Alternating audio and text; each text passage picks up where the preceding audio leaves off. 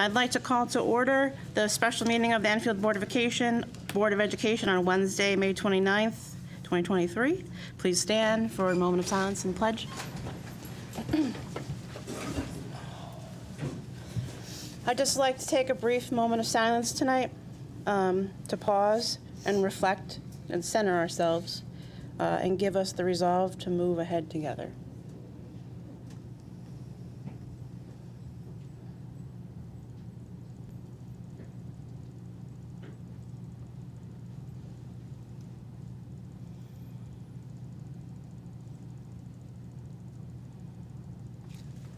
I pledge allegiance to the flag of the United States of America and to the republic for which it stands, one nation, under God, indivisible, with liberty and justice for all. Roll call, please, Kathy. Mrs. Acree? Here. Dr. Kellman? Here. Mrs. Cushman? Here. Mr. Janitis? Here. Mr. Cover? Here. Mrs. Pickett? Here. Mr. Ryder? Here. Mrs. LeBlanc? Here. Chairwoman Riley? Here. Okay. Interim Superintendent, Mr. Longy, we're going to work on approving the fiscal year 24-25 budget revision. Thank you, Chairwoman Riley. Before I start for the audience, there is a one-page document that we put on the easel over there. Maybe if everyone doesn't run up all at once, but over time. And I don't know, Emily, maybe you could like hand it out a little bit. So it's the same document that Board of Ed you have as well. We thought a one-page document might be helpful for people to follow along.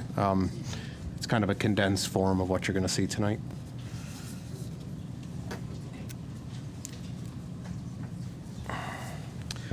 So before I start, I want to say there is absolutely nothing educational about this presentation. This is a very sad day for Enfield and public education in general. I want to remind everyone, for every position or program cut, there is a real person behind it. These professionals have dedicated their careers here, and we are shattering their livelihood, their family life, and I'm sure their mental well-being.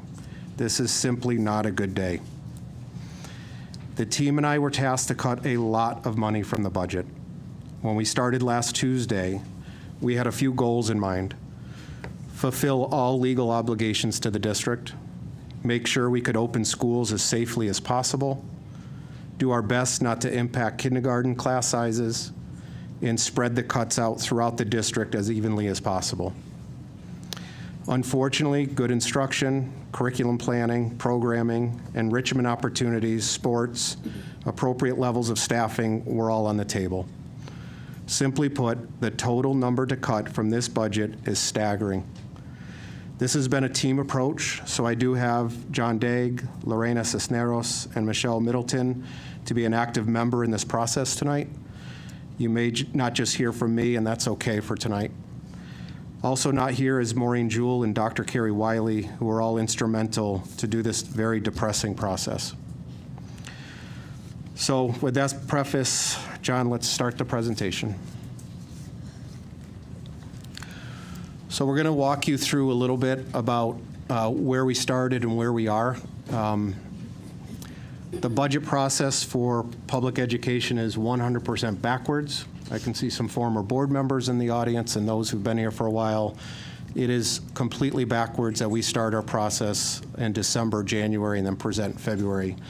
We simply don't know real costs yet. We don't have a budget set by the state. The town council does not have a budget set, and our expenditures are not set yet. So it truly is a guesstimate.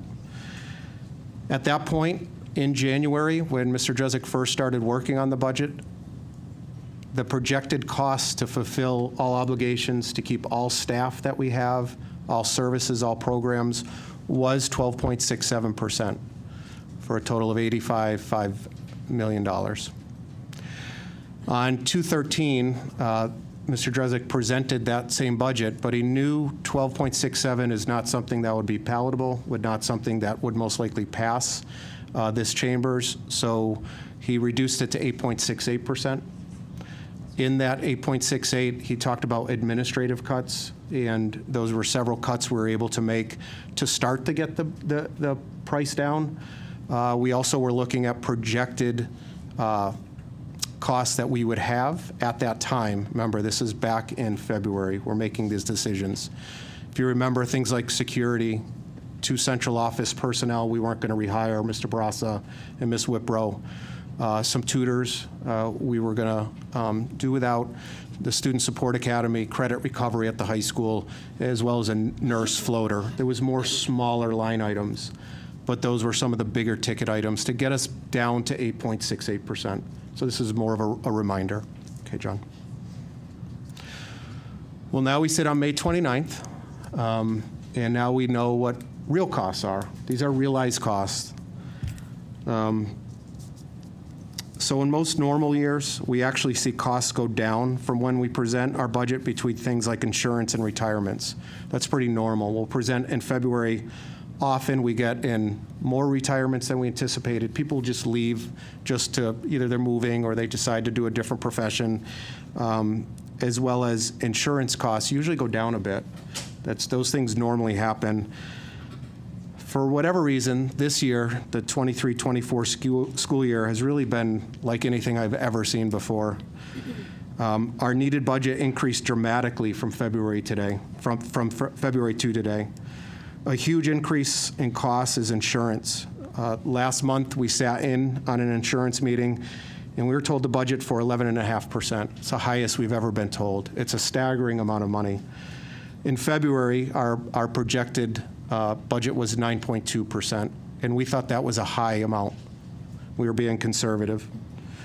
Also, and I'm not going to belabor this tonight, but we've talked about it enough. Our special education fixed costs have absolutely gone through the roof, to the point where we still are having trouble managing them this budget year. Tuition to outplay schools has dramatically increased, as well as excess cost, and I want to take a minute to talk about that, because people have been asking me, what can I do? Really, you could work with our state legislators. Excess cost is supposed to be 100% reimbursement. That's law. This year, we were promised 91%, and so we budgeted off of that for next year and this year. Just a couple of months ago, we found out that they had to readjust for everyone, and we went down to 67%. That's $500,000 of unanticipated costs that we did not prepare for. That also was costs that we didn't prepare for in February for next year's budget, so that had to be added back into this real cost. Our professional services are high, and they've only gotten higher. So OT and PT, psychologists that we have to hire. We can't hire all the psychologists we need. We can't hire the OT and PT professionals we need. So we have to outsource that. And prices came in recently, and they're going up, as well as 78 new special education students into the district, many of whom receive services. So we had to readjust our real cost. Also in line with special education costs, and again, this is it for me with special education costs, we have to add 4 new programs, 4 new teachers for 4 new programs. They're very specialized programs. We actually have to build out a couple of rooms. We had to add cost of that. And it's not just teachers, it's behavioral tech staff, it's para support, et cetera. So those are all costs that were not realized in February, but that we had to add to this particular budget. As well as substitute services. We received how much contractual substitute service with Kelly Services. That has gone up. Magnet School tuition announces how much their tuition is for next year. That has gone up. And all of our software that we use announced their increases, Microsoft Word, PowerSchool, et cetera, and they were big increases. So unfortunately, our need has gone up from February to now. So the need is $86,943,000. The Board of Ed approved back in February $82,511,000. The Town Council just approved $77,429,554, which equals a 1.98% increase. So what your job is tonight is really every year you do this. You do this every single year. It doesn't get the headlines. We don't have the cameras because normally it's a fraction of a percentage different. It doesn't affect programming, and the board simply approves the new percentage. So your job tonight is to vote to adopt the $77,429,554 budget line. Seems a little strange because that's the money you're given, and you really have no say about it. But that's what you're approving tonight, as you do every year. So with that as a background, I'm now going to present the plan to meet this new budget line. And as you can see, last Tuesday, we had to cut from our budget $9,514,276. Okay, John? Okay, thank you. So we're going to start by sections. We're going to go through each kind of category. You're not going to see people's names. I'm not going to do that. You're going to see positions and positions only. And a lot of this I'll talk about later is subject to change because there is a tremendous amount that's going to happen from now until the end of June. So non-personnel reductions, we said what can we reduce out of our budget? How can we move grants around? How can we call different agencies and beg to move grants to take as much money off the top before we start getting into programs and personnel? So professional services, we are able to do some in-house training with our special education staff where we do things like restraint training and other training that we're going to do in-house, which we normally hired out for. So that'll take some PD, but we are going to transition to in-house training where we used to pay for. Insurance and HSA reduction, so that's the insurance cost of the board. So it's kind of a sad process as we would cut positions. We then would go into each person, find out if they were insured, find out how much it was, and we would start doing the math. With the amount of reductions in staff, we feel comfortably that we can reduce $1.1 million from insurance. iPad reimbursement, at the end of the year, we resell our iPads to a company who buys them from us, and we are putting that back into the budget of $100,000. Nutrition, I know that's been a hot topic in the past. We're legally able to take some up to $150, and we are doing that for next year and putting it into our budget. District-wide PD, we're simply just cutting. When we run out, we run out. We offer no PD that has money. Special education grant movement reallocation, Ms. Carroll was able to work with grant providers to free up money that we normally spent with a grant, and we put it into our Board of Ed budget. They allowed us to do that. Substitutes, again, sad statement to make. We're projecting that with less teachers, we're going to need less substitutes. Transportation grant reimbursement, again, Ms. Cisneros was able to figure out some grant money that goes to transportation. We were able to get permission to move that into the Board of Ed side of the ledger. And finally, over at Stowe and Head Start, Jacqueline was able to really work some magic. Unfortunately, it does involve reducing buses, some buses for Head Start, but it does allow us to take grant money for the rest, and we can bill that as in-kind service, and that money then can go to the Board of Ed side. That money actually came in late, and that brought quite a few teachers back to the budget. Okay, John? So here you have something in a nutshell. This is just to give the viewing public and the board just a sense of where the cuts are coming from. Administration, we started with 55. We're going to end the year with 40, or we're going to start the year with 41, 14 reductions. In that number is the reductions that we've already cut previously with Mr. Drezik's presentation. Enfield High School, 21.2 reductions. That 0.2 is kind of strange. It's because we have a coordinator now that teaches one course. And so you have that strange 0.2. So Enfield High will start the year with 130 staff. JFK will end the year, or will start the year with 103. You're starting to see 0.7s, 0.5s, 0.3s, and that's because we have traveling teachers to create non-whole numbers there. Crandall, 26 to 19. Parkman, 21.5 to 16. Whitney, 24.5 to 19. Barnard, 33 to 23.7. Enfield Street, 20.5 to 16. Memorial, 21.5 to 16. Elementary specialist, 58.3, reduced to 38. Stowe Early Learning Center, 37 reduced to 32, and behavioral techs, 58 reduced to 40. So now we'll dig a little bit deeper into each of these areas. Again, there will be no names spoken tonight. 2 central office positions, and that's in addition to the already 2 budget reductions. 2 Enfield High School deans, and with that, we are going to restructure how we do the high school administratively.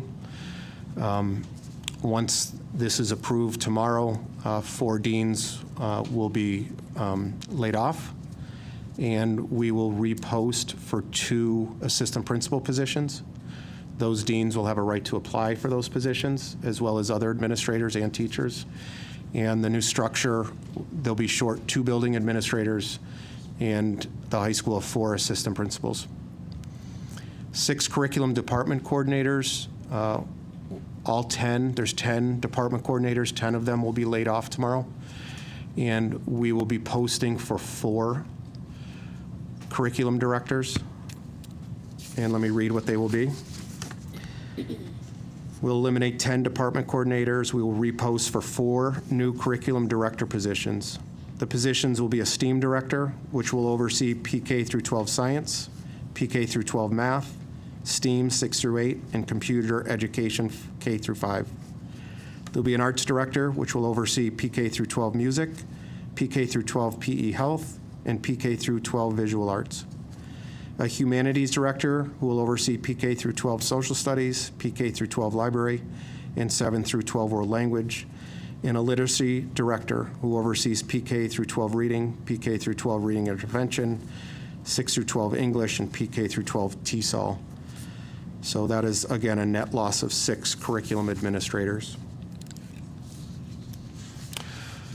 As well as that, 1 overall special education coordinator will be cut, and the rest of the work will have to somehow be filtered through the ones that remain. And 18 behavioral technicians we're reducing from the budget. Behavioral technicians will only be in specialized programs. Jumping to PK 5 reductions. So on the left side, we have 4 pre-K teaching assistants. That's at Stowe Early Learning Center. 1 pre-K teacher, and 1 family advocate. For the other elementary schools, K through 5, 25 grade level teachers will be reduced, 20 and a half specialists, 6 elementary coaches will lose those, unfortunately, and they will go back into classrooms, so there's 6 more reductions we need to make. We're going to have to go to a sister school concept to make this work. 4 clerical will need to be reduced. Library aides will go to a sister school format, and library aides will only be at each building half the time. 1 main office secretary will be reduced, and the other will split their time between 2 buildings. 2 social workers will be reduced, and social workers will do a sister school concept with, I believe, 1 other to kind of float and pick up the pieces. And 2 school counselors will be reduced, and we will do a sister school concept with our counselors. On the right side, make sure I say this right, is our specialists. The first 4 on the chart are specialists, and the last 3 are supports. So the first 4 will cover prep periods, and that needs to be in balance with the classroom teachers. And I know this is a little confusing. Because the total number of classroom teachers reduced so dramatically, there was a need to decrease the amount of specialists to make prep periods work and build a schedule that works. It's really like a jigsaw puzzle when you start doing this. If you add more teachers, you need to add more specialists, and vice versa. We are currently at a balance of classroom teachers and specialists to make the schedule work. An addition or a subtraction of even 1 teacher on either side completely throws that balance off. John. JFK, we are going to have to eliminate teams. We can't reduce 8 grade level teachers and not do that. We worked with the scheduler, and it's just not possible. That means that 7th and 8th grade teachers most likely, not always, but in some cases, will teach some 7th and some 8th grade. There's one reading teacher that will be eliminated, and unfortunately, we're going to eliminate one school counselor. So there'll be a school counselor for each grade level. One special education teacher will be reduced. 2 world language is going to be reduced, and we use that for our 6th grade world language program that we were able to implement a few years back. We'll have to go back to teaching reading during that time. The JFK Library Media Specialist will be cut, and that person will go back to a reading position. NEASC most likely will have something to say about that, but it's been done before. The late bus, we're just going to cut out of the budget. We didn't have drivers this year, but we're going to cut that out of the budget completely. It wasn't used this year because there was no drivers.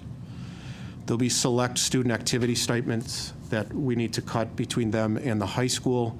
We worked with building administration to keep the ones that were most widely used by students. And I know the board had asked that I read which ones are being kept.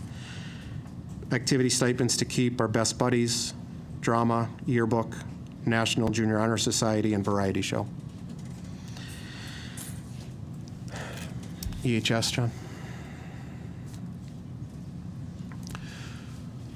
So Enfield High School. You didn't say sports. Oh, go back. I'm sorry. I missed one. I apologize. Middle school sports will be eliminated. And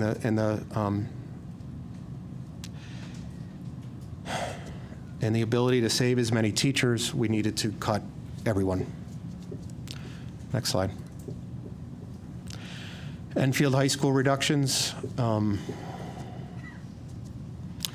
I was the principal when this all came in, but we're going to return to study halls. 15.2 teachers and other specialists. You can't run a building with that many cuts and still keep the current schedule. It's just impossible. We will have study halls again. 2 career counselors we have to cut, so there'll be no longer career counselors at the high school. Enfield High School had a technology integration specialist that will be cut. 3 clerical retirements will not be filled. We're going to eliminate the Board of Ed funded AP exams and PSAT testing that you paid for. EMT and College Connections program, Mr. Dagg was recommended that that is something we could cut. The program is dwindling, and also due to Asnuntuck participating in the PACT program, our graduates were able to go to Asnuntuck for free. Select student activity stipends as well as JFK will be cut. Working with administration, the ones that have the most use that will be kept: yearbook, class advisors, student government, DECA, culinary, NHS, unified sports, drama, music, buzz robotics. 9th grade sports will be cut as well, and we will offer varsity and junior varsity sports only. So considerations as we digest that. So currently, for every type of position, from secretary to behavioral tech to teacher administration, so forth, at every level, it's 129.5 reductions district-wide. Retirement resignations and long-term subs, that's only for teachers and secretarials units. 25 folks either retired, resigned, or we had a current long-term sub. So those first 25 were cuts without bodies, without our bodies, our teachers, our secretaries. Non-tenured teachers, 45 will be cut, and unfortunately 22.5 tenured teachers as of now will face termination. 14 administrators, 5 from Stowe Early Learning Center, and 18 behavioral techs. So I know a question may come up, why just 45 non-tenured? And it's a valid question. We kept going back to that. It's tricky because we still have to build schedules, we still have to open schools, we still have to run buildings. 38 of our non-tenure staff for special education. We have special education openings now. We can't cut those individuals. 38 are high school and middle school teachers that have very specialized certification. So those positions we can't hire for, and if we reduce them at those positions, we can't run a JFK or a high school schedule. If they were to suddenly leave, we would rehire those positions. We cannot cut those positions and run buildings. I just want to be clear with the board and to the public, this is going to be an extremely fluid process, extremely. I put early retirements in there because what we did is we put money back into the budget for this statement right here.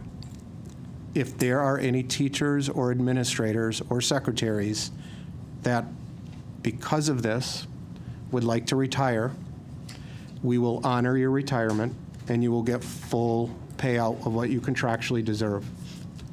So I just want to say that normally, I know we say February 15th, I believe. If there's any teachers or administrators or secretaries that would like to retire after seeing all this, we will accept it and you will receive your full payout contractually. Also, after seeing this, people may decide to leave. We expect it. So that's going to change what's happening. Also, we now go through everyone's teacher certifications and we see what else people teach. And there will be a lot of movement based off of teacher certifications. And then finally, bumping rates. This is going to be a 2-week process to figure out bumping. This is a tremendous amount of people to figure out where people will go.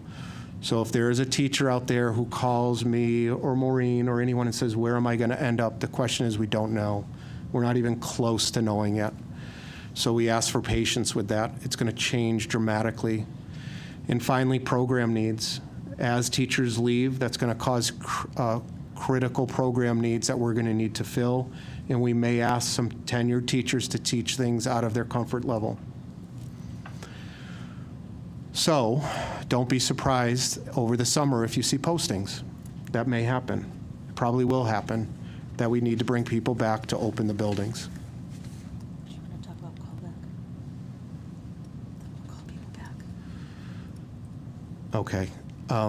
Obviously, for those people who may resign and say this isn't a good career for me, or decide, you know, I really don't want to be cut, I'm just going to get out ahead of it and resign, I want you to talk to us, and you will be on a callback list. We will make sure we have a callback list for you. So as other folks leave and say they're done or there's retirements, we will start calling folks back. We can have more conversations with the union leadership on that. So here's your next steps. So as a board, I don't want to say it's simple, but you're voting to allocate the funds that we're giving to you, and that's the number. For administration, our next steps, we need to post for 2 high school assistant principals and 4 curriculum directors. We have to do that as soon as we can because all administrators have contractual rights that they get to bump as well through the administrative ranks and then eventually into the teaching ranks. So we cannot know which teachers are going to be laid off, or we have to whatever, we have to wait until that happens. So once administration's positions are filled, then teacher notifications of job status and replacement will be assigned. Again, it's going to be a long process. And then finally, at the end of the month, the board will need to vote to terminate any tenured teachers due to staff reductions once the interim superintendent has issued a letter and met with each one of them to talk to each one of those tenured teachers. If anyone asks me who those teachers are, we do not know because of all the bumping that's going to occur and with what we project for people to leave for other districts. John? That's it. So, Madam Chair, that's my very depressing budget update.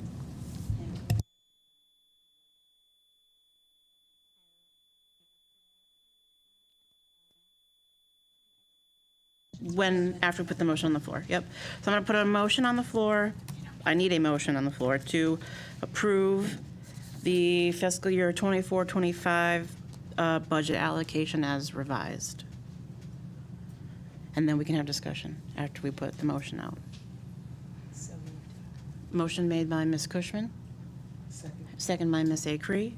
Okay, now discussion. Who would like to go first? I have a couple questions. Yeah, we'll do questions. I have a couple questions. I'll come up with comments in a little bit. Andy, I've broken my questions into two topics. One is like just logistical questions based on your presentation and what we had previously received.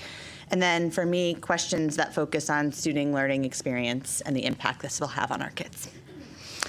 So one is a logistical, and you mentioned the Head Start transportation in-kind service, and thank you, Jacqueline Valley, for supporting us. I just want to ensure that doesn't impact any of our grants or funding, because I know oftentimes an in-kind match needs to happen. No, Jacqueline made it absolutely positive. We even gave her 5 days to check before that's why that was the last thing we did with the budget to get more teachers back. We gave her time to check and make sure. Thank you. My second logistical question is insurance, and you might not know the answer to this, so this might be actually for you, Chairwoman. Do we know how the town budgeted and are expected to contribute to the insurance on their side? I do not, but I don't know if, Lorena, you have any insights, but I do not. I only know what happens on the board side. Yeah, I have questions regarding insurance too, so. All right, Yeah. so because from my understanding, I think we have a Look into bigger that. burden, so Yeah. I just wanted to note that. Yep. So now I'm on to my questions that focus on our student learning impact.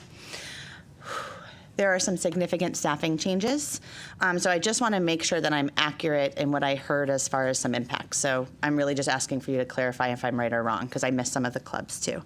One is changing to our academic interventions and supports at all of our buildings.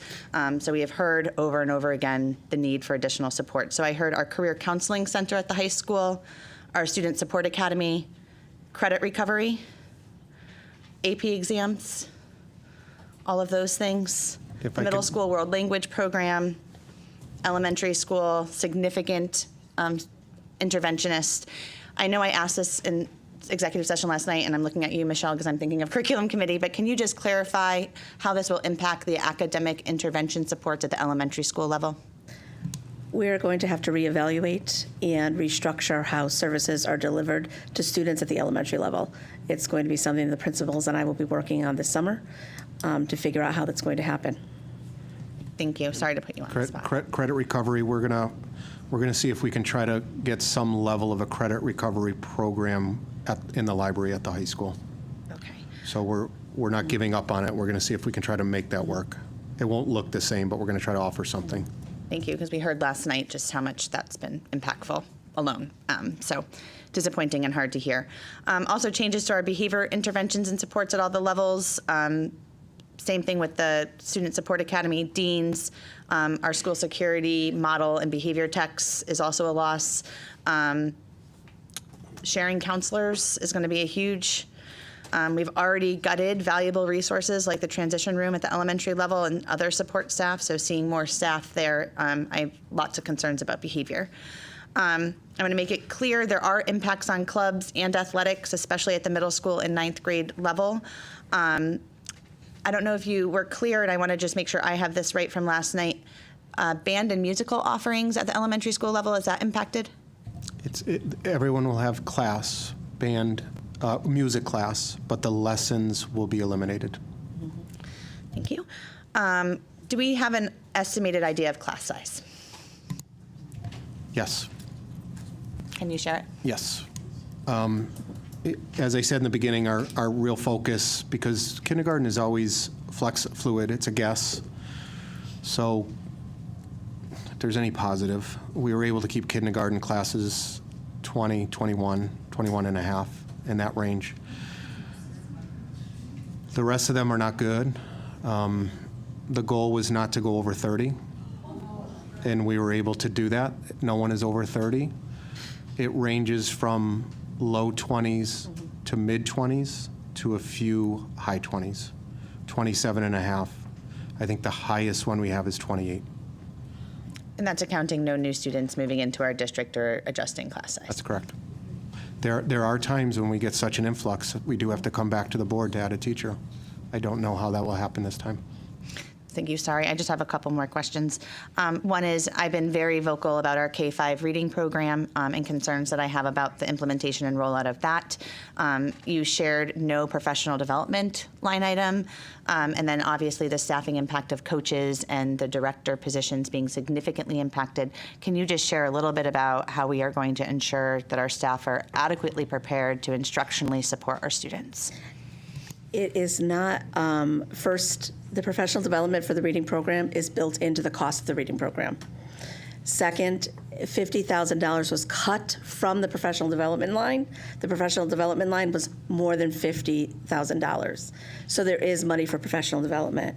One of the directors and myself and probably another one of the directors will be working with building administration to for the rollout of the K-5 reading program. It's actually in one of the job descriptions as well. So, I mean, do we have the support that we had? No. Have I forgotten about it? No, we're going to do whatever we can. But that professional development is already in the budget.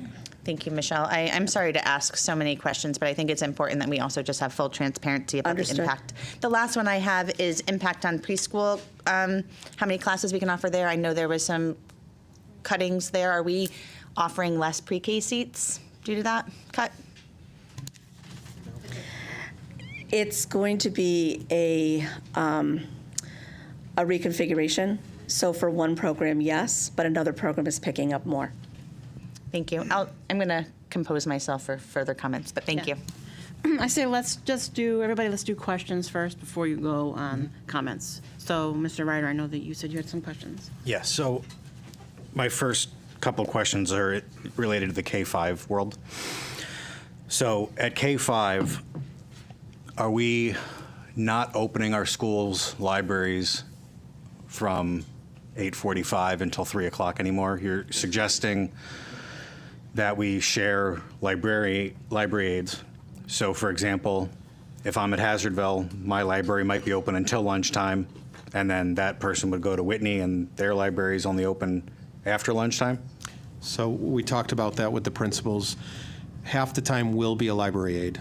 The libraries will be open. The principal said they're going to have to work with teachers about checking out books or going to use the space. It's anything but ideal. But I got the sense from the principals the library doors won't be shut and closed when the library aides are not there.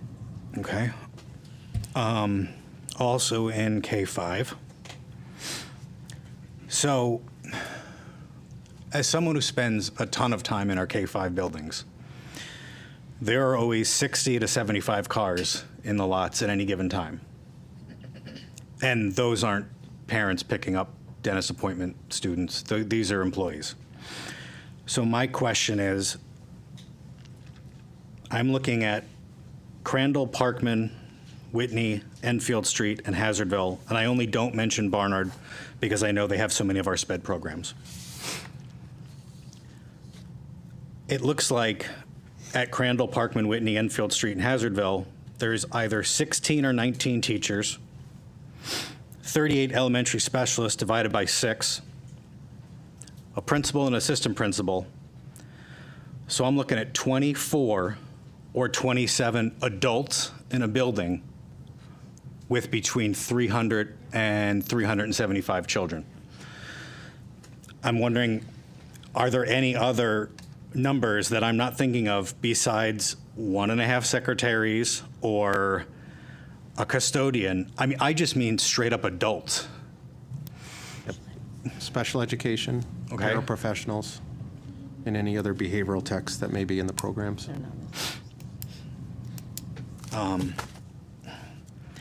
And then do we know yet, leaving K-5 just for a moment, going to the high school, do we know yet about AB days versus what I'm just comparing to a middle school schedule where it's 7 periods and lunch? Yeah, they're still working on the schedule, but they're having a hard time making a schedule work with that much reduction, moving away from the 4-4. The same schedule, but with study halls. Okay, that's it for now. Thank you. Okay.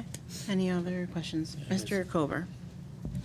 Thank you, Madam Chair. So I'll just start with my questions first. So to the interim super, just to clarify, on the high school cuts, you talked about unified sports and buzz robotics. To confirm, is that correct? They're not cut, they're No, staying. those are staying. The ones I said, sorry if I misspoke. Okay. Yeah, so, Yeah. so these are ones that will be staying. Sorry if that wasn't clear.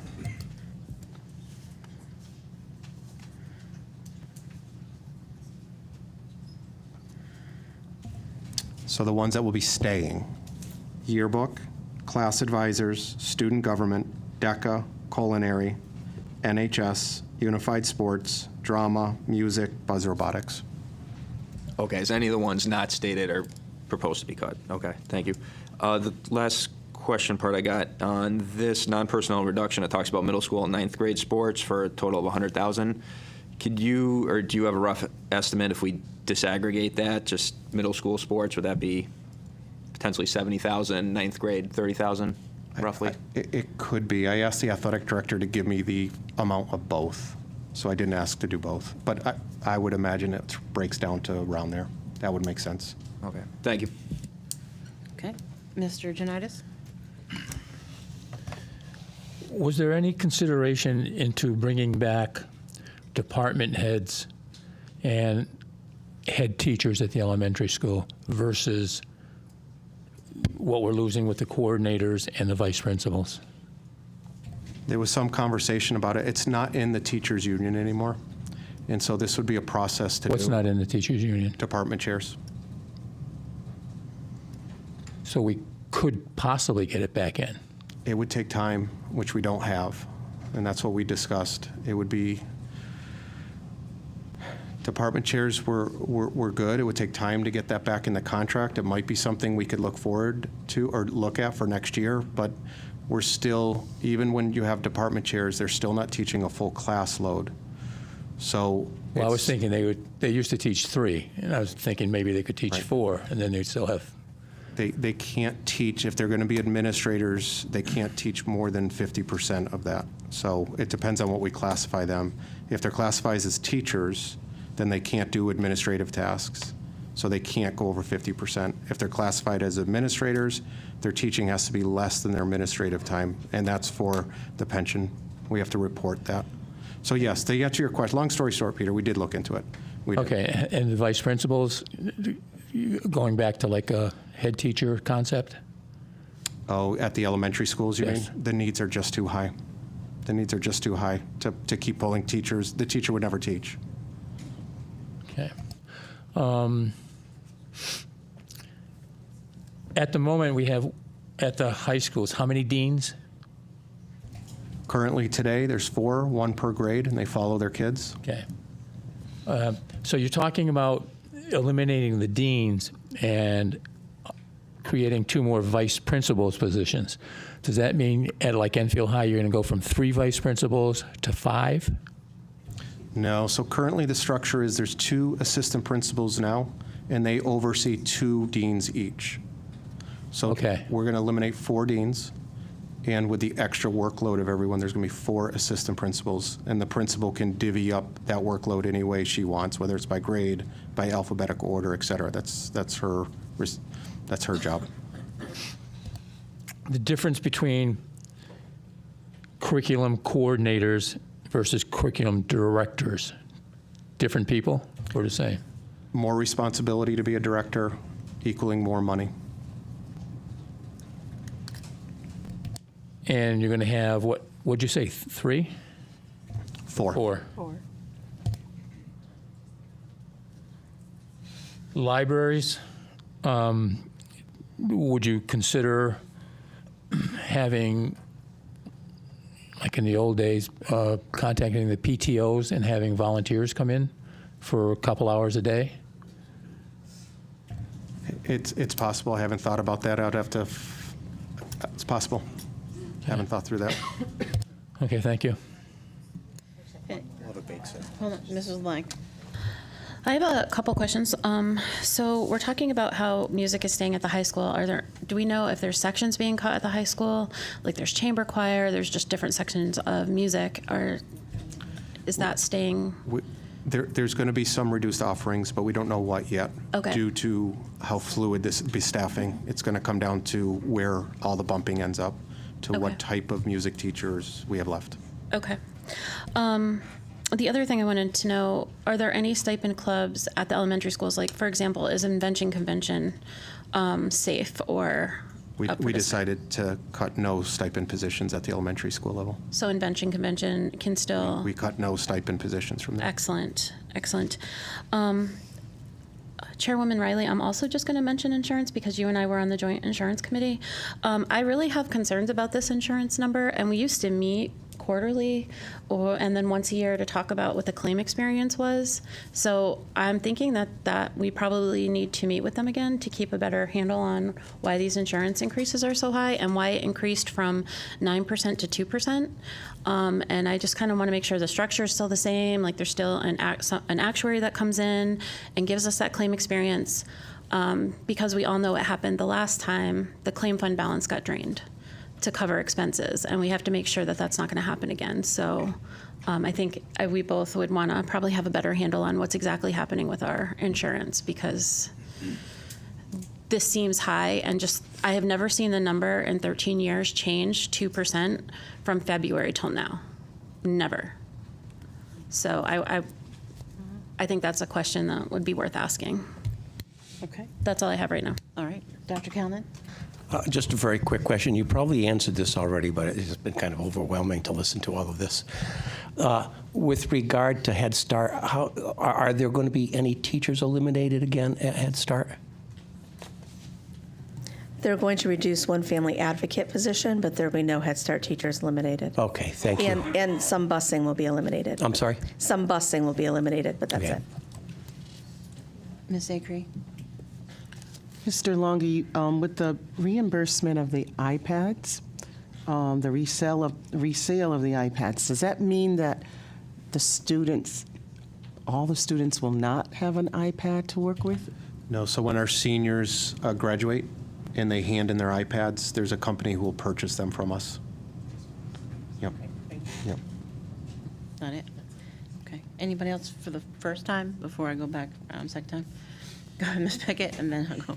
Sorry, one more. I just want to make sure I understand the impact on the team structure at the middle school. Is it all grades 6th, 7th, and 8th? And can you just remind me, and it might want to just go back to the slide if it's easier, the reductions at JFK for staff?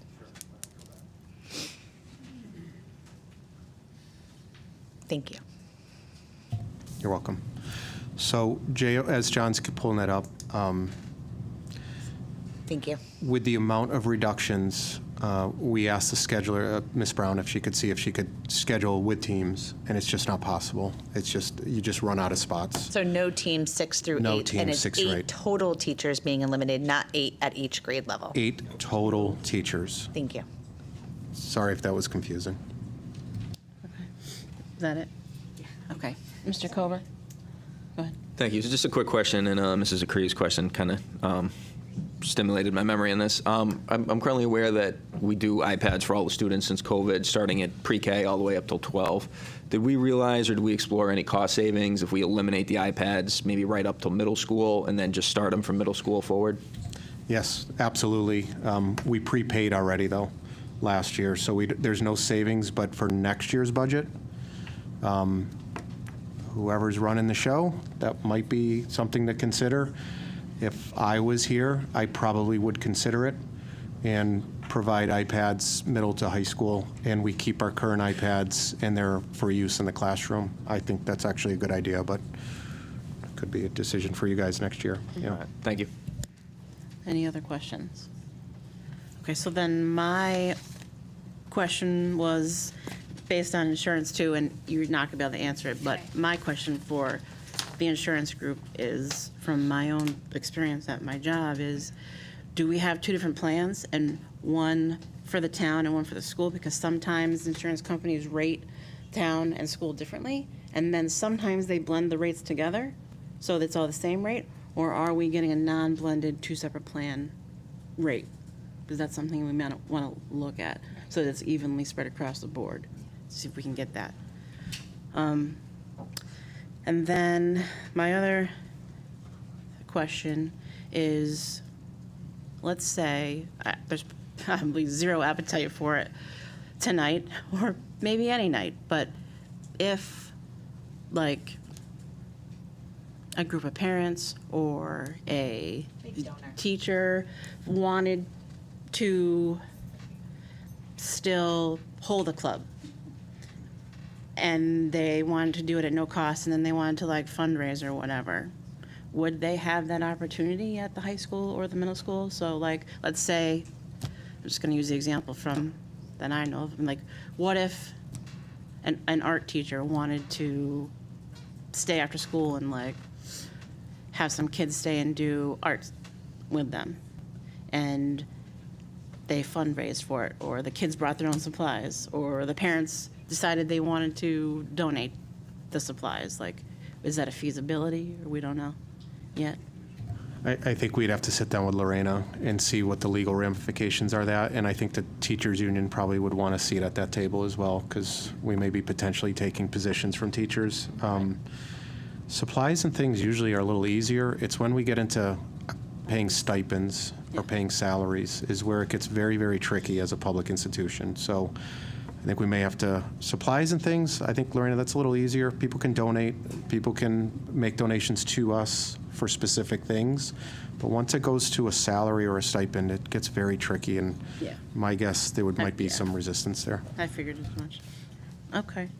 That would be the same for athletics as well, right? I'm getting some live messages of like, hey, if I want to volunteer and coach, I think we have lovely people in our community, but I think there's liability and other issues. Yep. Okay, so are there any more questions? Okay, I want to say thank you for all the time and hours you put into this. It was not easy. It was not fun. And it was very sobering. Thank you for your dedication and time on this. Does not go unnoticed. Thank you. Okay, so comments. Who would like to go first? I'll go first. Okay, Mr. Janitis, go for it. I don't care hell or high water on how we do it, but we can't cut JFK Sports. It can't be done. Years ago, when I was on the board, I came up with that idea to try to save teachers' jobs. And we did it, and it was a disaster. It was the worst decision I ever made. And I think the importance of having the sports, you have camaraderie that these kids get. They get self-discipline, teamwork. They create pride for what they're doing, characters developed, friendships, self-worth, confidence, challenges to overcome, how to work hard for something you want, and memories forever. And you take all these things and put them together. I know this is going to sound weird to some people, but it's like, it's what teachers do in the classroom with kids. And it's what teachers do in the classroom with kids, and on the field, you're taking these kids and presenting it in a completely different way. And it's just, we've got to find some way of keeping the sports program. I know you said we needed $100,000 to keep it going. We've got to find it somewhere, somehow. Thank you. Who would like to go next? Mr. Kober? Okay. So I'll throw an idea out there and propose an incidental motion on the main motion. So under our approved budget and page 28, district-wide instruction, there's an item 57 where it talks about property, and it shows 2023, 2024, 2025. And it looks based on our 2023 expenses, we only spent $20,000, and in the approved budget, we allocated $224,000. So I would propose we amend that line item from $224,000 down to $24,000 to save $200,000, and reallocate that to middle school and 9th grade sports. So does anybody Well, I don't even know if we can do it, but it's in. I was just going to say, I don't even know what Mr. That line Kober item, is looking at to understand what he means. And I can tell you right now, I will vote to save teachers and teachers only when you look at this class size and the fact that we're going into non-tenured teachers, or we're going into tenured teachers.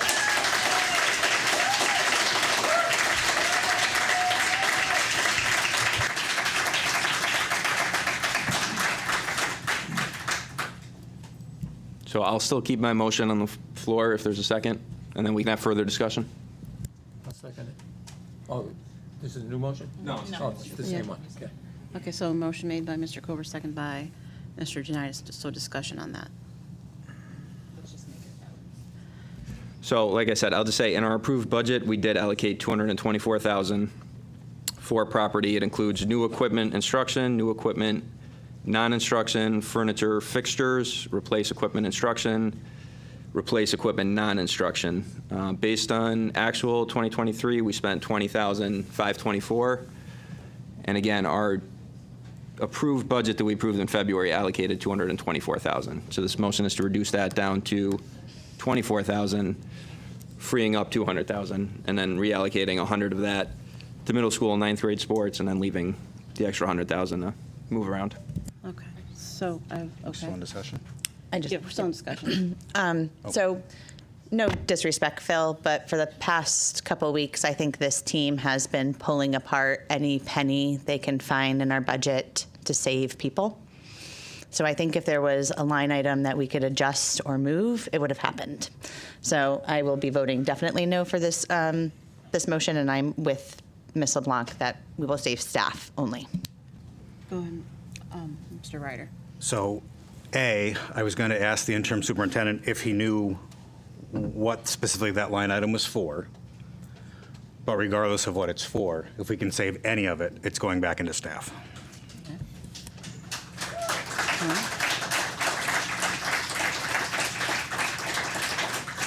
Any other discussion? Yeah.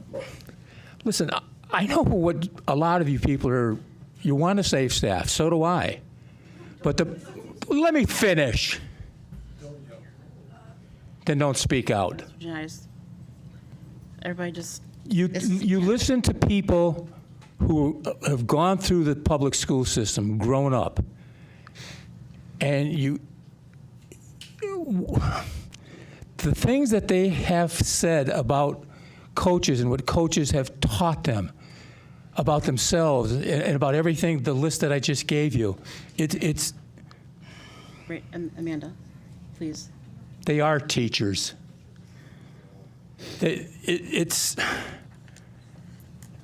Just talk to anybody that played sports and what they got out of it. And if they say they got nothing great out of it, fine. But I'm telling you, the people that I know and everything, you get so much more out of sports than you can realize. Are there any other? Okay. So having kids who played sports, JFK sports didn't come back until my daughter was in 8th grade, and then they played sports up until, there is a very small fraction of kids that play sports at JFK, but there are many more kids that need teachers in the classrooms. And that's just a fact.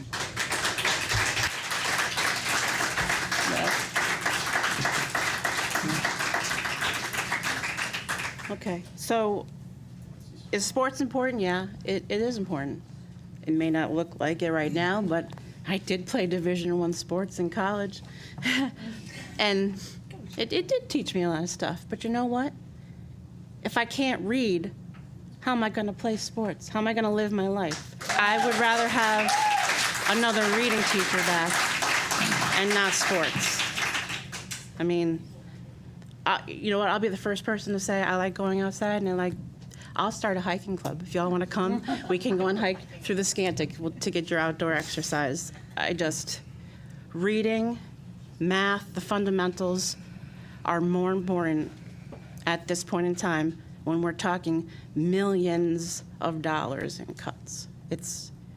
We need to make sure that our kids are educated and that they're safe. Anybody else? Yes. Andy, that money that Phil was proposing that we could save, does that seem like a reasonable proposition to you, to that reduction that he was talking about? Is that doable? This is really hard to do in the middle of a board meeting without working with Lorena and digging in where we are. I mean, So we also included a line which we didn't highlight on the sheet there, which was the miscellaneous line reductions. So as we were going through, a lot of those lines were actually reduced as we went through. So we looked at all the lines in the budget to see where we could take funds. So some of that is reflected in overall reductions. I just have to say, too, we saved some of that money, too. We have to build 2 or 3 blue rooms for those specialized programs. We're responsible for paying for that. So that would be a line item in which we would take that from. So there are implications. Okay. Thank you. Okay, so. Can I call the vote? Yes. Yeah. So Kathy, is that a roll call? Okay, so on the amendment. Right. We're voting on the amendment. Yes. Mrs. Acree, No? Dr. Calnan, No. Mrs. Cushman, No. Mr. Janitis. Yes. Mr. Kober, Yes. Mrs. Pickett, No. Mr. Ryder, No. Mrs. LeBlanc, No. Chairwoman Riley. No. Amendment fails. Okay. All right. Is there any more discussion that would like to be had? Ms. Pickett, about the budget. The budget Yep, now. these will be Yes. my Yep. final comments. So I know last night I got real emotional. I'm going to try to be stronger tonight, even though emotions aren't bad. I can't help but sit up here as a mom of 2 children in our schools. As we review these cuts, I can picture the staff faces or the program being referenced. This is personal. This is my kids' future. But I sit here as a Board of Ed member. EPS students are all our kids. As a Board of Ed, we must be fierce advocates for our students. They're the reason that we sit here. So when I see valuable supports, resources, programs, and 130 staff being ripped away, I'm mad. These are the resources that I came as a mom before I was ever a Board of Ed member and begged for. These are some of the resources that we've been having conversations in curriculum committee of needing more of. You can't ask our district leadership to address our alliance designation and rip out the few academic support staff we have. You can't ask our district leadership to improve test scores and give them resources for unmanageable class sizes. The town council has asked the impossible of this district leadership. I thank you, Andy, Michelle, John, Lorena, Carrie, Kathy, and Maureen. I am so sorry that you are in this position. It feels disgusting and wrong. There are some items I want to ensure that I clearly emphasize tonight. First, I believe that the town is truly giving us nothing. This is not a 2% increase. This year, they have budgeted for the full ECS amount of about $29.4 million, the same amount that they've been receiving for the past 2 previous budget cycles, although we budgeted conservatively due to the hopes of alliance funds. So let me be clear. This increase that they're giving us is just money that the council has been receiving all along. This isn't new money or increased funds needed from taxpayers. This is state funds. It doesn't fund our contractual increases, our documented increases of needs of our students, or inflation. I'm not even sure if it meets the minimum funding requirement due to all of this nonsense with the ECS funds. This proposed budget refused to acknowledge the reality of the needs of our learning community, let alone the legal requirements the district must fulfill regardless of the council's lack of funding. The budget that the council has given us does not set our district up for success. Next, I've heard a few people making assumptions and accusations about the use of COVID funds for staffing. Yes, the district hired staff with some COVID funds. All of the district's use of funds is publicly reported on the state's e-grant system. So there's no secrets. This isn't and has never been a secret. What is even more gross is that the cuts that we are being made to approve tonight is way over our speculated COVID overspending. We received approximately $7.2 million in COVID funds. the town has just asked us to cut $9.5 million. This isn't about COVID overspending. This is about a council that has historically never cared or considered for public education or meeting the needs of our students. Lastly, I really wish I had the guts, like Phil, to put a motion on the table. But I would love to propose a budget with an additional $600,000. This $600,000 would come from the failed armed guard MOU that the council is pushing through. The council has no business in dictating the most expensive and ineffective school security model on the taxpayer's wallet. It is clear that there's no real plan for staffing, let alone applicants. As a parent, I have some real concerns about the safety and security of our buildings in the fall. And because of reckless and selfish decisions of the council, this is where we are. Instead, they could give us this unrealistic number that they've budgeted for.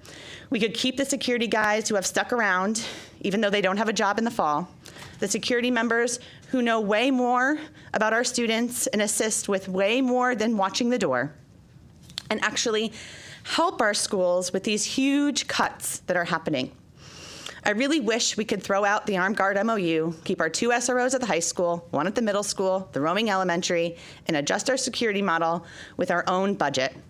Instead, egos and pet projects again harm our students and put safety at risk. I'm so sorry to each and every one of you. I promise I won't stop advocating, and I ask you to stay with me.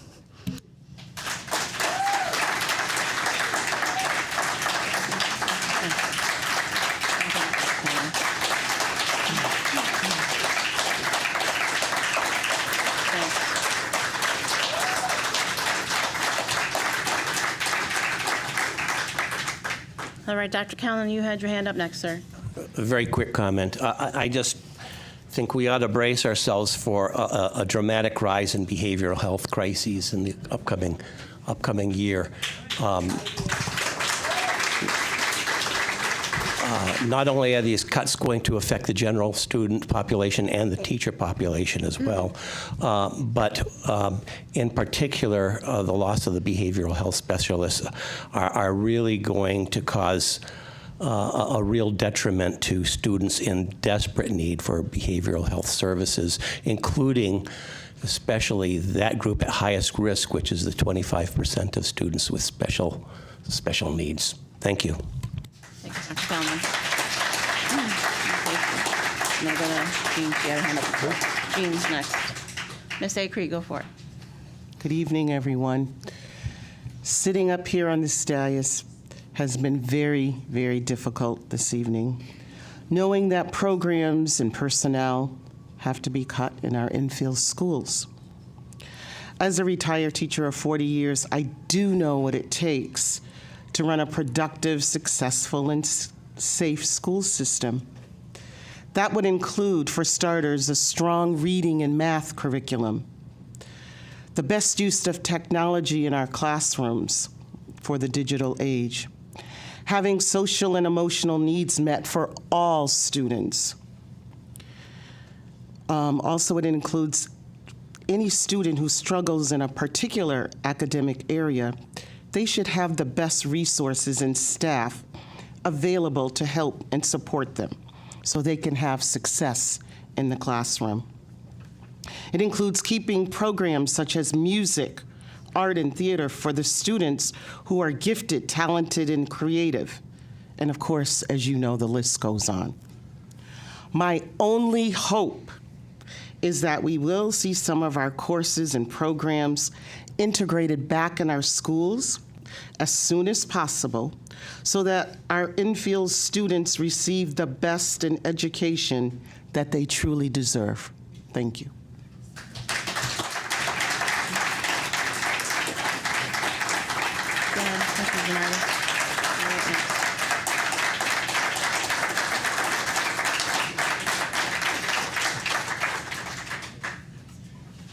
Not to make you all sad.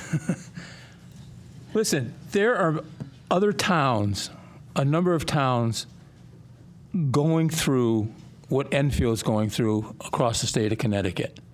A couple big ones just hit the other day. If you got a beef, go after the state. Okay, anybody else? Next, okay, Mr. Ryder? So on February 27th, we, the Enfield Board of Education, passed a bipartisan budget request onto the town council with a vote of 7-2. That budget request, in its earlier stages, had an ask of more than 12%. But through compromise and discussions in leadership and through board members' communications with the superintendent and many, many discussions here at this dais, our ask of the town council was 8.68%. which is the equivalent of approximately $6.5 million. The town council, however, through a party line vote, not even a bipartisan majority vote, like our request was, only approved of granting us less than 2%. Not even 2% over this year, and that 2% doesn't even cover the cost of the increase in our special education costs, which are fixed per pupil, our contractual costs, and our year-to-year obligations. That is less than inflation. For example, consumer inflation from January 23 to January 24 rose 3.1% and averages about 3% annually. Despite knowing since November's election that this next school budget, the 2024-2025 budget, would be the year we would need to catch up financially after having COVID relief and other monies and grants expiring, I want to thank Charlotte and Jean and Janet, though despite our philosophical differences at times, for sticking up for that budget. Not to mention the folks to my left. I wish our counterparts here and on the town council had done the same. I am not in support of this budget. I was in support of this and more on February 27th. I do not blame central office, our former superintendent, or interim superintendent, or their staff. This is where we are now. I do not approve of this budget because I already supported another one. But I will support Andy's proposal because they started crunching these numbers the next day. They had other plans in mind because they knew we weren't going to get it. So the ask went from 12 to 8.6, and now we're given less than 2%. I wish this wasn't bodies. I'd prefer closing a building or two, or killing our bus runs for non-special ed students for a year. And everybody knows how much I support our bus drivers. But it's the staff we cut that will suffer. Moreover, it'll be the staff remaining who will suffer trying to do their job and half of someone else's that used to sit next to them in the next room over. Or someone else who's gone now, maybe down the hall. But most importantly, it'll be the grades, the rising test scores, and the students and their families who will try to keep up with less resources, less human resources. Our incredible teachers, administrators, and all EPS staff, current and future, thank you for everything you've done. And for those that are staying, you have our support. And I know that somehow we're going to have all the buildings currently open in the fall, and come Christmas, someone who did this to us, or many of them, will say, see, all the buildings are still open, all the staff surviving, all our students are still in the buildings, nobody's been hurt. You were always overstaffed, but the impact may not be felt in 4 months, but you're going to feel it. It's coming, and I'm sorry. Mr. Ryder, who'd like to go next? Mr. Kohler?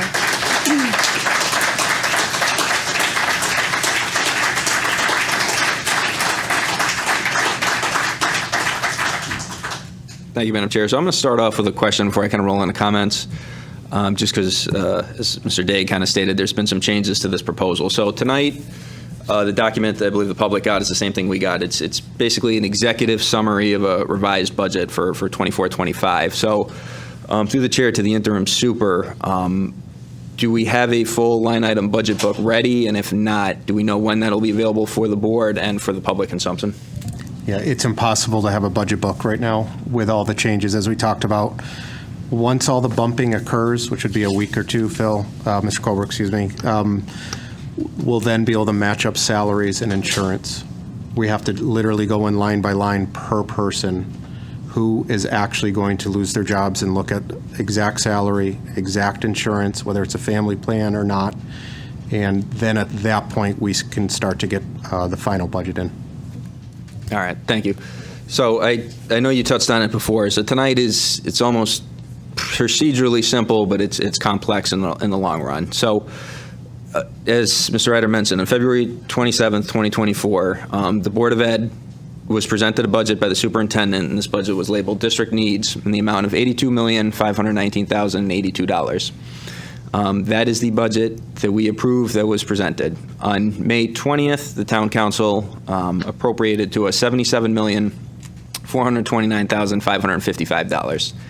So this is a reduction of $5,089,527 that needs to be made to our approved budget. Essentially, that is what we're voting on tonight. Today, however, as the interim superintendent presented, and as this executive summary reads in the first line, the district needs amount has changed to $86,943,830. If we take this number with the district needs that was presented to us on February 27th, this is already $4,424,478 over. So I know there's a lot of conversation about how the town council handled this and if they fully funded our approved budget, which was already 8.68, which was at 82 million. So the year hasn't started yet. This year starts July 1st and goes to June 30th of 2025.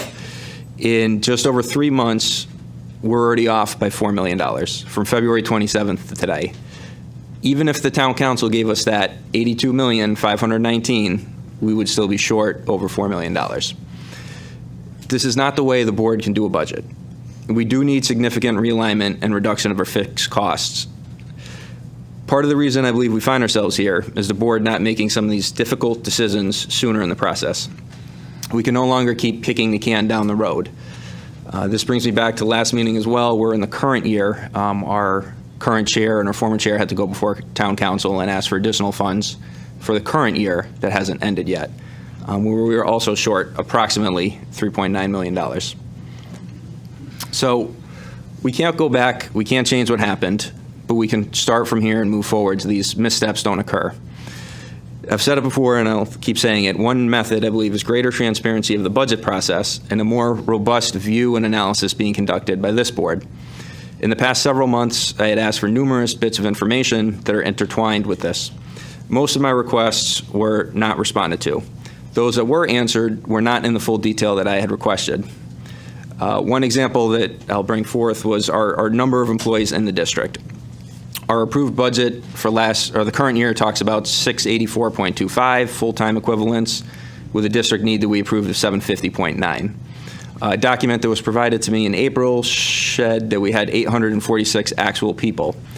However, in our last finance committee, there was an indication that the board employs approximately 1,020 employees on the payroll. So what is the answer? What are the facts? This is simple situational awareness that I believe the board needs to have when we go ahead and act on something like the budget. Looking back at our last year's budget for 2022 to 2023, the last 6 pages broke down additional grants and dollar amounts that were provided to the board. The budget we approved back in February did not include those dollar amounts. Earlier, the interim superintendent made references to different sides of the ledger regarding what is BOE funded and what is grant funded. That is not a transparent budget. Funds that are appropriated to us from the state and the town need to be identified, as well as the grants, in one simple, cohesive document, so the board and the public can have full visibility for what the line items are and where the money is going. One of the items tonight, besides the budget that we are voting on, is almost what we value as a community regarding transparency and democracy. Do we want to continue to have closed-door meetings between administrators where the decisions are already made and this board comes together to merely rubber stamp these actions? Or do we want to have a more engaged and participatory representative democracy where the 9 elected individuals take part in a more robust discussion and decision-making process? We have time and time again seen the board relinquish its statutory power and power granted to us by the town charter away from the board and to the chief executive. Just last night, we set a dangerous precedent regarding collective bargaining where we surrendered our own right as a board to take action in a formal grievance process. Perhaps these are concerns that board training might address. If the board is not willing to do the work, we need to reevaluate why we show up here at least twice a month. The decisions and actions being made tonight need to be remembered the next time we go to vote. The board is responsible for the budget, and like tonight, we had the example of making an amendment, and I appreciate the support from Mrs. Pickett, that we do control this budget. We are responsible to the public. We are fiscally responsible for this budget. Tonight, we're voting on something where we just have a one-page read that is fluid, and for that reason, I can't be in support of this as presented. Thank you. Would like to go next? I'll go then. Well, let's get everybody go first before you go again. Okay. And Ms. Cushman, did you want to go? Did you have your hand up? Okay.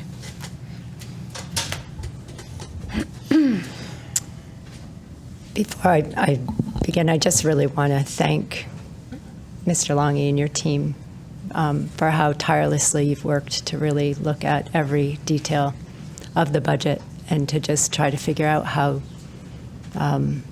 to save programs but mostly jobs. And I thank you for those who showed up, that you're,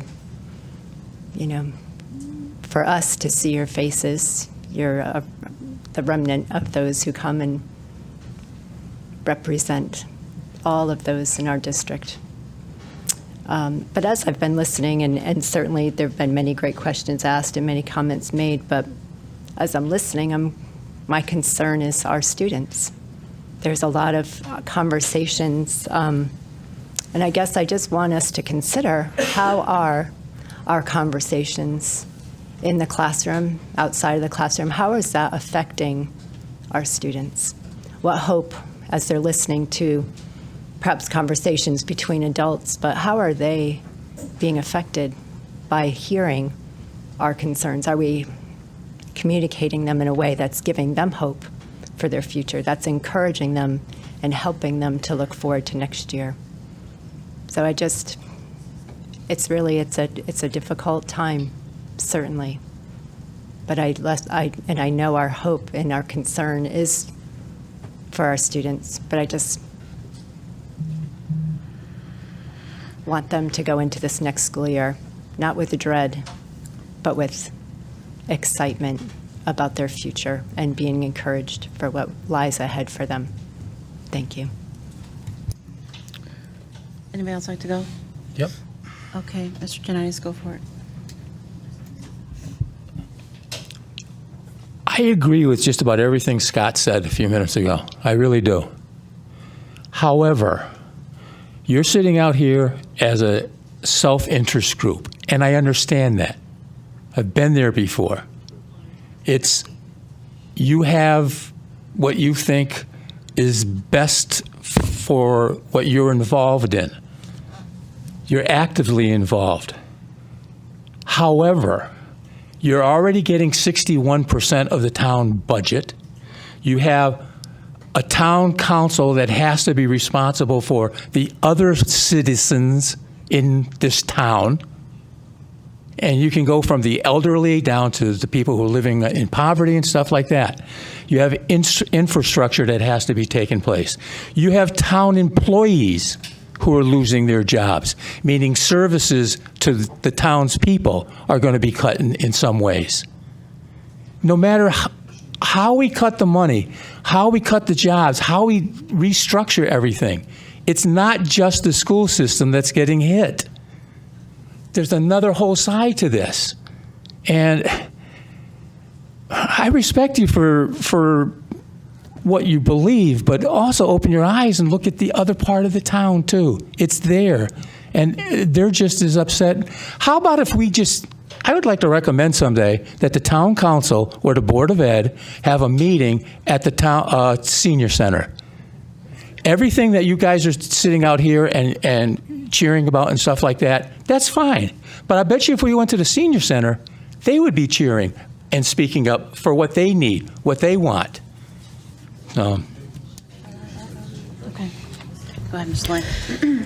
Okay, I just want to say, I think it's important to note what Mr. Longy said when he started this presentation. The words out of his mouth were, there is nothing educational about that budget. We cannot forget that.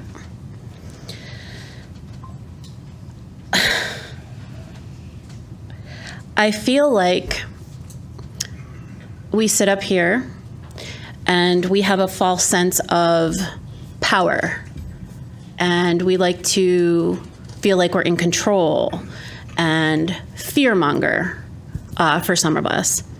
We did have board training, but some of us, it doesn't apply to. So don't think we didn't have board training. Some of us it doesn't apply to, like with numerous requests that your tax dollars are going to. Twice, and I want this to sit in the back of your heads, the mayor had asked that if we didn't get the budget shortfall for this year, would the state take over? This was also brought up during a board meeting from an ERTC member that said the state should just take over our education system because of how bad it is. These are all facts. The town is cutting, and I see cuts on the police side, but the town is not cutting 129 people.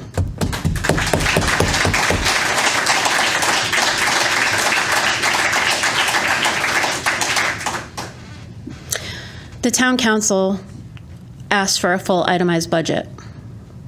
And I believe that's what Mr. Kober wants.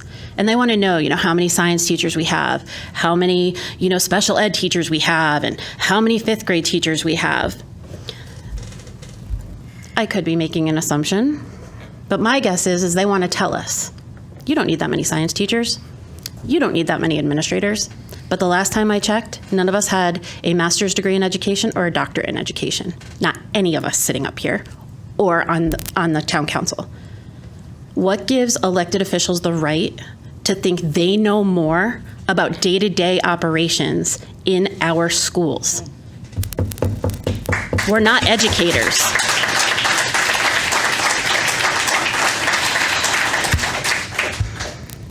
I want to say in the coming weeks, you guys are going to hear about some results that came through on how well Enfield did on their testing. And I can tell you, we improved. Thank you for that. So when Councilor Pisner wants a plan of how we're getting out of an alliance district, we were doing that plan. We were getting out of an alliance district. We were working to improve, and we did it. And you know how we did it? With all those extra supports that were put in place. Because teachers could teach, and they had support, but not only were the supports there for the teachers, the supports were there for the kids. Education, teaching our student population is different. And we are Enfield, Connecticut, and we will welcome every single child into our schools. And this whole special needs is costing us money. Counselor Sakala said it best. We were lucky enough to welcome 78 special ed kids into our district. And that's the way we have to start looking at things around here.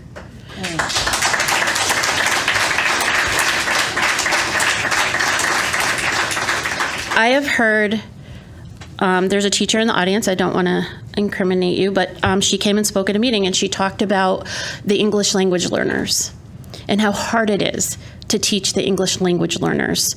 And if a student isn't speaking English, their family isn't speaking English, and there is a barrier there. So with our staff support, our support with COVID, we hired more TESOL teachers, which was helping our students, helping our teachers. I'm sorry the town council didn't listen. I think their minds were made up. I'm sorry that Some of them said you should be fired. I'm sorry that they said you use the kids as pawns, because they don't give enough credit to our kids. And that's easy to see because they don't give enough credit to our education system. To know that our kids felt confident enough to come to these meetings. Kids are paying attention. Kids love what they do. I said it last night. The kids who spoke were the epitome of Enfield Public Schools, and I was never more proud of them. And what they showed is not only in their academic day, it's the whole complete day with clubs and social emotional learning and being a kind individual, and the connections that they have made with their teachers is just the complete educational experience. It's not just reading, writing, math. It's about an educational experience. I understand. I had kids that went through. I value that. So please remember, I value that, and others value that.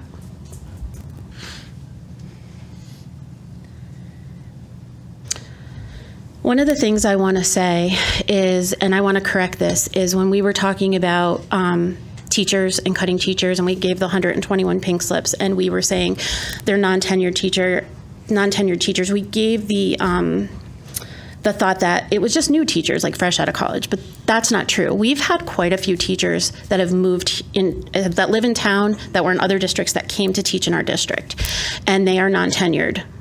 And they came to us with experience, with classroom management, with fresh ideas. So it's not just a matter of new teachers being cut. We are cutting experienced teachers that are non-tenured. And now we are going into tenured teachers, and that is just simply heartbreaking. I do want to touch on one thing, and maybe you don't think this applies, but we did work on a modernization of our schools, which was a staff-led initiative. And the ball has been completely dropped on that. And what's frustrating to me on that is that this had like a long-term savings for a long-term plan for our district. And it would have helped our school district, and it would have helped the town and the taxpayers as a whole.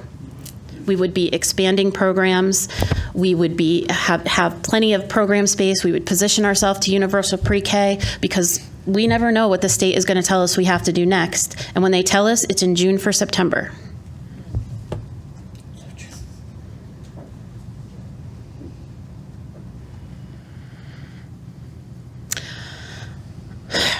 I've sat up here a long time, and I'm angry, and I've cried. They want us to be mad. They want us to be upset. Those are normal emotions for these times. And I said what I said, and I'll continue to say it. They will not break us. I will continue to advocate every single day until November of 2025. We will get this town back. This is temporary.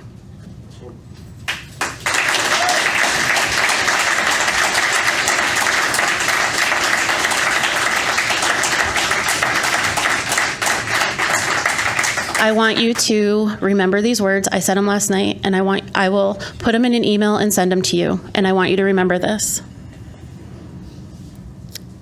We are EPS. We believe in helping every student every day. We believe in public education. We believe in our students. We believe in all of our staff, and we believe in each other. We believe in kindness and acceptance, and that can never be taken away by angriness and spite, ever. They become bitter when they can't break your spirit. First they ignore you, then they laugh at you, then they fight you, then you win. We are EPS. Thank you.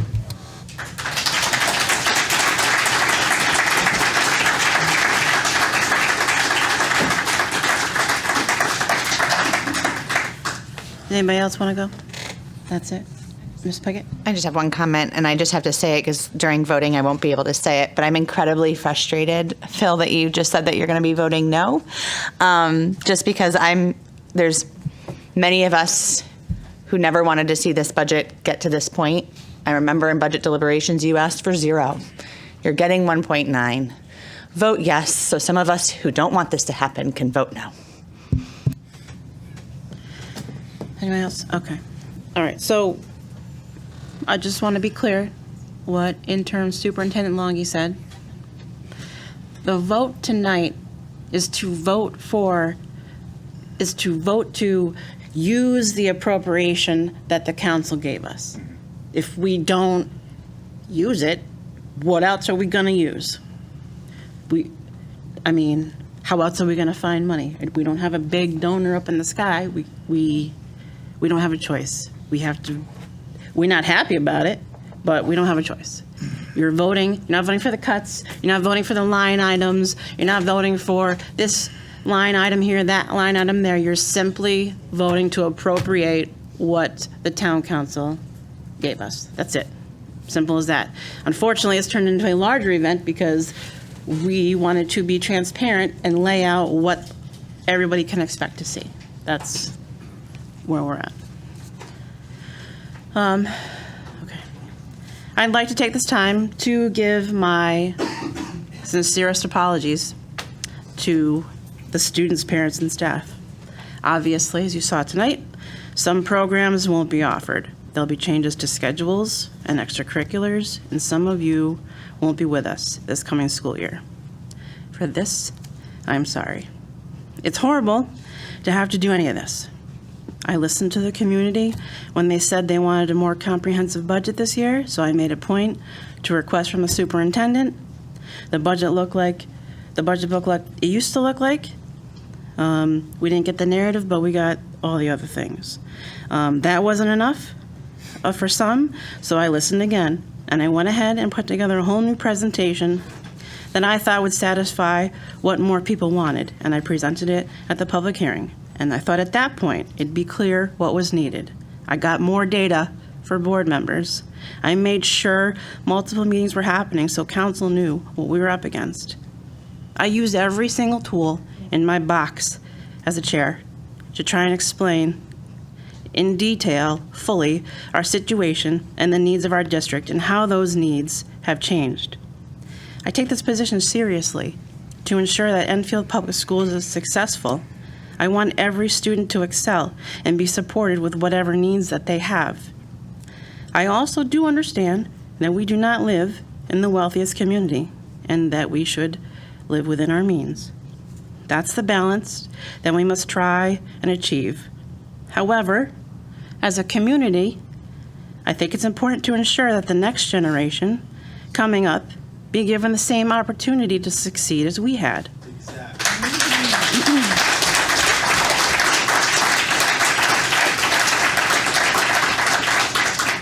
Unfortunately, the world we live in today has many more obstacles and challenges than when I was growing up, and the generations before me as well. If we don't provide a quality education, who will be the next doctors, nurses, car mechanics, plumbers, home health aides, engineers, lawyers, firemen, police officers? Inflation is out of control right now, and things are more expensive. It stinks, but it's where we are as a society right now. I am disappointed that the council, all 11, didn't decide to try to come to a compromise. They all drew their lines in the sand and didn't budge. Was 8.6% a big ask? Yeah, it was. Based on a decade's worth of history, though, I knew that we were not going to get that much. But knowing what we had been shorted the last 2 years and the growing list of unfunded state mandates and our ever-growing special education population, I knew it needed to be done. I thought, in the end, that maybe would reasonably get 4%. And we could make that work. Although difficult for sure, we could try to make that work. We could still keep a lot of programs and be able to make some cuts that would lead to some more efficiencies. But I know 8% isn't sustainable year after year. But this isn't that. This is a complete tear down and rebuild. It's going to be a difficult year ahead. We might not be able to continue to realize the progression that we were starting to make. Maybe not for a year or two or more, or maybe we will. Obviously, like I said before, I have to vote for this budget revision. We don't have another choice. We must now work within the parameters that we were given. Andy and his team have worked really hard to make the most of $9 million in cuts, as every cut has a cascading effect with insurance, unemployment, bumping rights, et cetera, et cetera. We have very talented people here, a lot of you are sitting up there, that care deeply about the students' needs and their education. I know that this is less than ideal, but I know that the Enfield Public Schools, when given a challenge, will show just how resilient that we are. I want you to know that I will do what I can, everything I can, to help troubleshoot problems and support our students and staff, and to keep going after the state for their shortfalls in our education. I ask that parents and caregivers continue to be supportive of your students and in the next school year. Maybe volunteer a little more, as I'm sure it'll be needed, even if it's something as small as cutting out letters for a kindergarten teacher, or joining a PTO, or just sending an email to a teacher asking how you can help. It takes a village, and now is the time for that village to come together and shine. Isn't going to be easy, but I have a feeling we'll succeed and we'll make it through, and we are all going to be great in all of their faces. Okay, so if everybody's done, let's vote. You good with that? You're going to call the vote? Can we have a roll call, please, Kathy? Mrs. Acree, Yes. Dr. Kalnin, Yes. Mrs. Cushman, Yes. Mr. Janitis, No. Mr. Kober, No. Mrs. Pickett, I'll vote yes. Mr. Ryder, Yes. Mrs. LeBlanc, Yes. Chairwoman Riley. Yes. Motion passes. All right, I need a motion to adjourn. So moved. Motion made by Ms. LeBlanc, second by Mr. Ryder. All those in favor, raise your hands. 9 in favor, none against. Have a good night.